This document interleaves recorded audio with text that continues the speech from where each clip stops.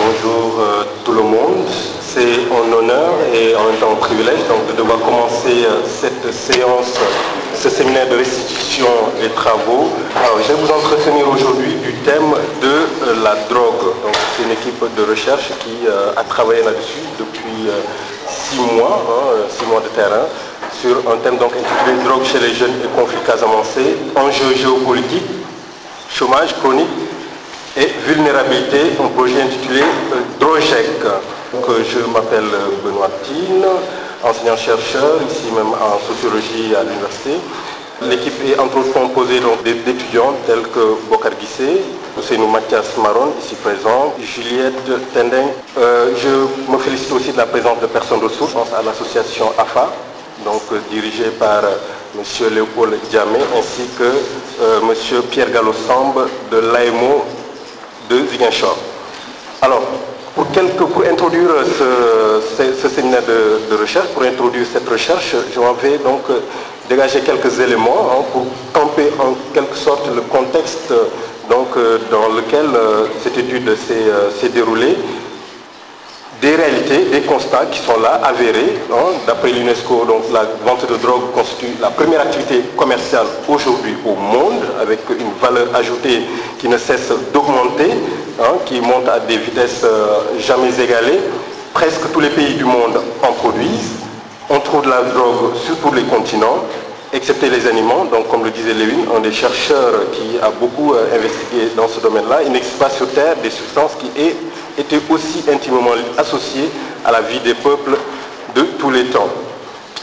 De même, en Casamance, donc notre cadre d'étude, la zone de conflit est un facteur favorisant, voire déterminant donc, dans la production, le transit ou la consommation de drogue. Et ça et là, les faits divers, pilules, vous avez certainement lu dans la presse tout récemment donc, des titres tels que l'aveugle était un gros dealer, les magistrats déférés dans le cadre d'une affaire de drogue, des étudiants trafiquants de yamba, ça existe, le tama, donc cacher le yamba, Abdoulaye cultivait son champ de yamba chez lui, encore un avaleur arrêté, et pas plus tard qu'hier avec la radio Zig FM, un dealer ex-détenu donc, qui a été arrêté avec 35 cornets de chanvre dans son caleçon. Voilà donc des faits divers qui défraient la chronique et qui font que depuis un certain nombre d'années, depuis 2000, depuis ma première année donc à l'université de Dakar, j'ai essayé donc d'en savoir un peu plus, notamment à Thiès, avec un ouvrage qui est paru en 2008 sur la toxicomanie au Sénégal. Alors, plusieurs définitions pour donc, entrer dans le vif du sujet. Plusieurs définitions coexistent. Vous avez celle du Petit Larousse, vous avez celle de Giraud, qui mettent en avant un certain nombre d'aspects, une substance pouvant modifier en quelque sorte un état de conscience. Donc, c'est une substance extérieure à l'individu qui introduit, donc modifie son comportement, modifie un certain nombre d'éléments. Un produit psychoactif, l'OFDT, donc l'Office français des drogues et de la toxicomanie, qualifie la drogue donc d'un produit psychoactif naturel ou synthétique. Et nous avons la définition de l'OMS, donc plusieurs définitions qui coexistent, mais en résumé, ce qu'on peut retenir des drogues, c'est que c'est une substance d'origine naturelle et synthétique qui modifie l'activité mentale. Donc ces substances peuvent être légitimes, autorisées, légales, permises, telles que le tabac, le café, le thé, ataya, ce sont des drogues aussi, ou illicites, donc une substance illicite bannie, exclue, illégale, prohibée, des drogues douces, des drogues intermédiaires, voire des drogues dures, naturelles parce que c'est issu de plantes, d'arbres, et synthétiques parce que issu de synthèse de substances chimiques qui modifient donc l'activité mentale et donc qui mettent ces substances-là, qui mettent l'individu donc dans un état second parce qu'elles sont psychoactives et provoquent donc des troubles physiques, l'hyperactivité par exemple, l'inhibition, ou psychiques telles que des hallucinations visuelles, auditives, entre autres. Donc, etc. Voilà. Donc, en résumé, ce qu'on peut retenir de ces nombreuses définitions qui tournent autour de la drogue. Alors, la problématique ici, c'est quoi? Les drogues sont aussi anciennes que la race humaine. Les drogues ne sont pas récentes. Depuis les tablettes sumériennes notamment, on retrace, on évoquait déjà l'emploi d'opium aux époques sumériennes, babyloniennes. L'usage de ces substances ne constitue pas un mal en tant que tel, et la drogue remplissait donc une fonction culturelle et sociale. Alors ça, c'est une première approche. La deuxième approche, c'est que les drogues révèlent des besoins matériels et spirituels des individus, et ça je cite Félicé, donc dans son ouvrage Poisson sacré, lutter pour l'oubli de la réalité quotidienne, contre la faim, la peur, la soif, la fatigue. Prédire l'avenir également, entrer en contact avec l'au-delà par l'extase, intoxication par exemple des Mélanésiens, et purifier les vivants. Une fois revenus donc du cimetière, ils fumaient donc quelques substances pour se purifier de cette pratique qu'ils viennent d'accomplir. Un autre élément également d'approche de cette étude, c'est que la drogue est utilisée pour lutter contre la douleur. Alors nous avons un certain nombre d'éléments qui l'attestent. Dans le passé, l'utilisation des herbes, des racines d'écorce, des feuilles et des plantes pour soulager la douleur, lutter contre la maladie, même aujourd'hui, même si ce sont des médicaments détournés. Donc la morphine qui est également utilisée est dans les blocs d'opération, et aussi par les toxicomanes pour s'enivrer, pour être dans un état second, pour avoir ce qu'ils appellent le flash. Bref, l'usage de la drogue comme médicament, l'usage de la drogue lié à des pratiques religieuses et sacramentelles dans le passé, usage contrôlé et dirigé par ceux qui détiennent le pouvoir religieux et sacré, usage communautaire, d'accord, parce qu'il y a beaucoup de ce qu'il faut noter également, les drogues, on a dit tout à l'heure qu'elles étaient soit naturelles, soit synthétiques, mais il y a beaucoup de médicaments qui sont détournés de leur usage. Un usage qui était contrôlé dans le passé, un usage qui était régi par des normes, un usage qui était régi par des lois, des règlements. Mais on a vu qu'à partir du 19e siècle, la drogue commence à être l'apanage d'une minorité sociale. La drogue est utilisée de plus en plus par les intellectuels, on pense à Baudelaire, on pense à Baudet, qui en font l'apologie. Au XXe siècle, on note une démocratisation et banalisation de la drogue, ce qui initialement servait pour son utilité est détourné, donc va devenir progressivement, n'est-ce pas, un problème d'abus, voire de dépendance, et donc de santé publique. Et l'Afrique ne dispose toujours pas, ou ne dispose que très peu d'informations, justement, d'où l'idée donc de cette étude avec la Banque mondiale, mais aussi de façon plus large, une étude sur ce phénomène social qui a débuté depuis le début des années 2000. Donc l'Afrique qui dispose de très peu de moyens, de très peu d'informations, n'est-ce pas, pour pouvoir en savoir un peu davantage sur ce phénomène qu'on appelle le fléau des temps modernes. Alors les objectifs, quels sont les objectifs de cette étude? Qu'est-ce que nous on poursuivait en proposant ce projet de recherche? C'était dans un premier temps de contribuer à la connaissance d'un phénomène qui défait bien sûr de plus en plus la chronique, mais un phénomène qui gangrène et qui peut mettre en mal le développement que l'on veut, un développement durable, un développement donc total. Alors il y a un deuxième aspect, appréhender les enjeux géopolitiques voire stratégiques. Donc l'Afrique, le Sénégal en particulier, est devenu une zone de transit à mi-chemin entre les pays producteurs d'Amérique latine et les pays consommateurs. Donc l'Europe qui est le premier consommateur mondial aujourd'hui.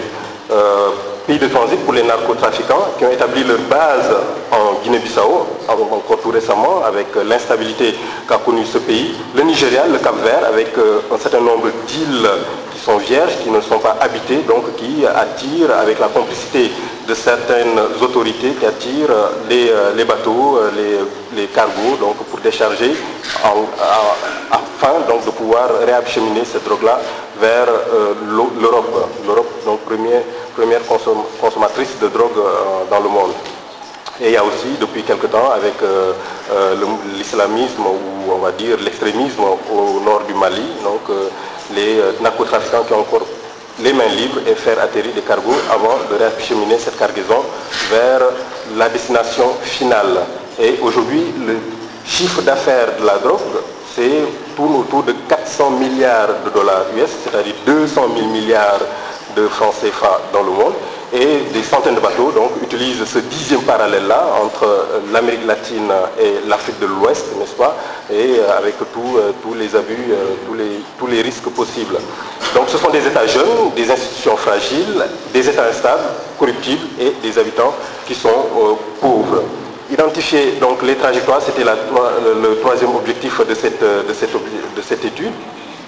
Actualiser les représentations sociales en matière d'usage de drogue, articuler les relations entre drogue, violence, chômage, conflits casamançais, scolarisation et délinquance, et évaluer l'impact de ces politiques publiques-là en matière de lutte contre la drogue, quand on sait qu'il n'y a pas de chien renifleur par exemple au Sénégal. Beaucoup de barrières douanières ont été levées ces derniers temps pour faciliter le commerce, pour faciliter l'exportation mais aussi l'importation de produits ici au Sénégal, avec deux grands hubs tels que l'aéroport international de Dakar et le port qui sont donc des occasions offertes, rêvées, n'est-ce pas, pour ces narcotrafiquants-là, avec seulement voilà, moins de 100 agents de l'OCRETIS qui travaillent donc dans ce domaine.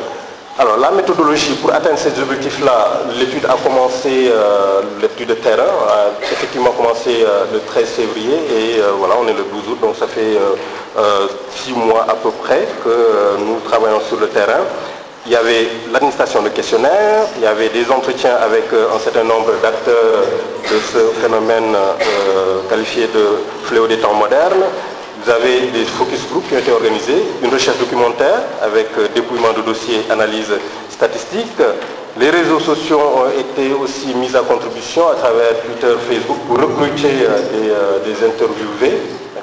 Et la liste de diffusion des étudiants de l'université Hassan Sek a aussi été sollicitée à cette fin-là et de bouche à oreille pour rencontrer les usagers dans les différents quartiers populaires et criminogènes réputés comme Tilène, Kadior ou encore Kandé.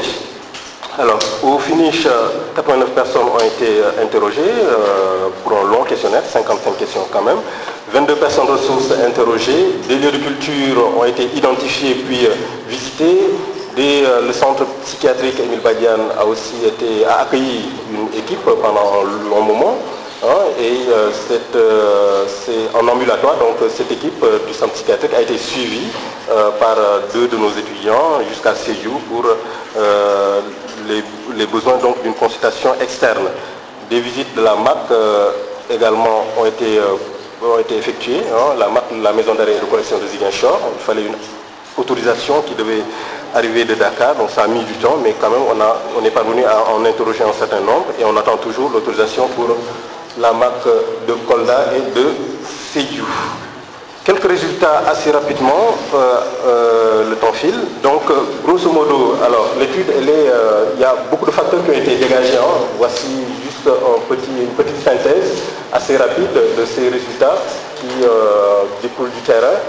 Le consommateur de drogue en Casamance est un homme, à 97,85%. C'est un célibataire, un Sénégalais. Il y a d'autres nationalités bien sûr, la Gambie, puisqu'on est dans une région Carrefour.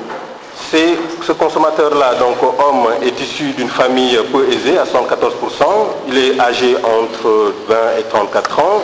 Scolarisé, donc soit scolarisé jusqu'en primaire 25%, jusqu'au secondaire 28%, lycée 13% ou encore au supérieur 25,80%. Il gagne plus ou moins, un peu moins de 50 000 francs CFA par mois. Il a consommé son premier joint, qu'on appelle le coup de foudre, qui engendre le besoin donc, de rééditer la première prise et ses effets, qu'on appelle le flash, qui a multiplié les doses pour toujours atteindre ce niveau-là d'extase. Donc les acteurs l'appellent eux-mêmes coup de foudre. Il a consommé ce premier joint quand il avait entre 15 et 20 ans, grâce à un proche ou ami, donc 50%.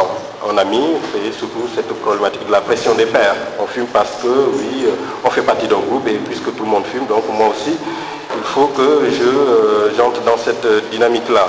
Alors, la drogue, elle est fumée, il fume la drogue, sachant que ça peut être sniffé, ça peut être ingéré ou encore injecté.